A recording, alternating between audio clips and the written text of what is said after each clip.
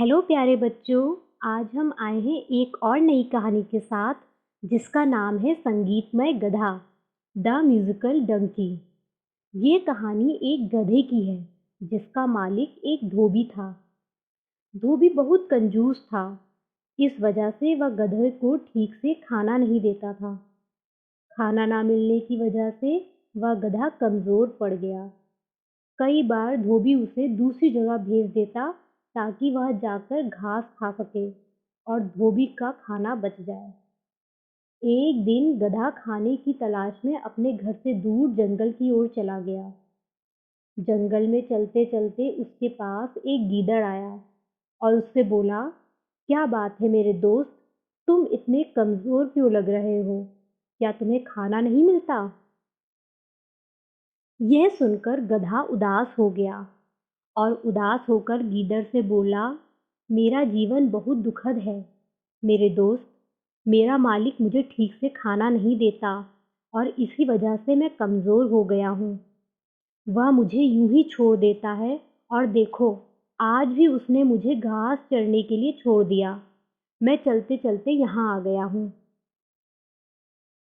यह सुनकर गीदड़ को भी उस गधे पर दया आ गई।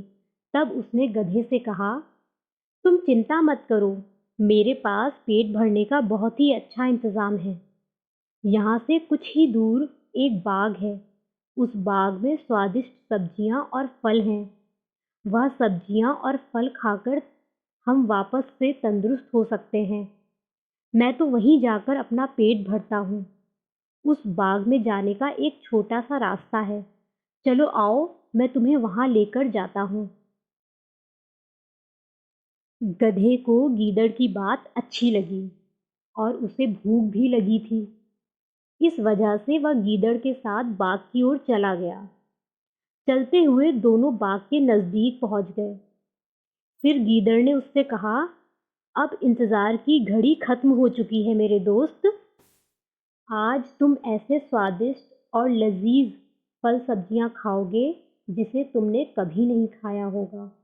चलो आओ मेरे पीछे, मैं तुम्हें अंदर लेकर चलता हूँ। ये कहकर वह गीदड़ अंदर चला गया और उसके पीछे पीछे वह गधा भी अंदर चला गया। बाग के अंदर जाते ही गीदड़ ने देखा कि वहाँ ढेर सारी सब्जियां और फल थे।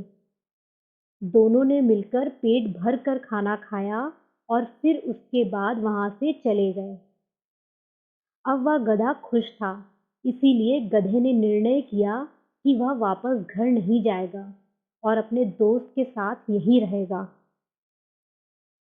वे दोनों रोज उस बाग में जाकर अपना पेट भरते थे।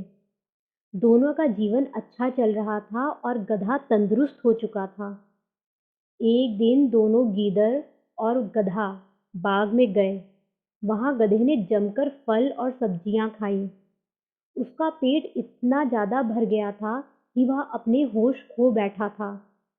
तभी उसने अपने दोस्त गीदड़ से कहा, दोस्त, क्या तुम जानते हो, मैं बहुत अच्छा गाना गाता हूँ और मैं तुम्हें अभी गाना गाकर सुनाऊंगा। यह सुनते ही गीदड़ घबरा गया, क्योंकि गधे के गाना गाने से उसकी आवाज़ बाग के मालिक तक पहुंच जाती।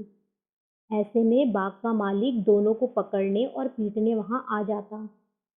इसी वजह से गीदड़ ने गधे को शांत कराने की कोशिश की और उससे कहा, अरे दोस्त, गधे थोड़ी ना अच्छा गाना गाते हैं। यह सुनकर गधे ने कहा, अरे नहीं, गधे बहुत अच्छे गायक होते हैं। वे मधुर स्वर में ढेंचू ढेंचू करके गाना गाते हैं। गीदड़ समझ चुका था कि गधे को चुप नहीं कराया जा सकता। इस वजह से उसने वहां से निकलने के बारे में सोचा। गीदड़ ने बोला, ऐसी बात है तो फिर मैं तुम्हारी बात पर विश्वास कर लेता हूँ।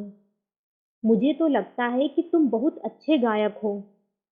तुम्हारा गाना सुनकर इस बाग का मालिक तुम्हें फूलों की माला पहना देगा। लेकिन मैं भी तुम्हें फूलों की माला पहनाना चाहता हूँ। तुम एक काम करो, मेरे जाने के बाद तुम अपना गाना शुरू करना। तब तक मैं फूलों की माला लेकर आता हूँ। ये कहकर वह गीदड़ वहां से चला गया। और फिर गधे ने अपना गाना गाना चालू किया। उसकी आवाज़ सुनकर बाग का मालिक दौड़ते-दौड़ते उसके पास आया। जैसे ही उसने गधे को देखा, तो वह समझ चुका था कि उसके बाग की सब्जियां और फल वह गधा चुराकर खाया करता था। ऐसे में उसने गधे की खूब पिटाई की और वहां से भगा दिया। गधा चिल्लाता हुआ बाग से बाहर भाग गया। इस कहानी से हमें यह सीख मिलती है कि अगर कोई हमें हमारी भलाई की बातें कह रहा है और कुछ अच्छी बात समझाने की कोशिश कर रहा है, तो हमें उसकी बात मान लेनी चाहिए। कभी-कभी ऐसे लोगों की बात ना मानने से हम मुसीबत में पड़ जाते हैं।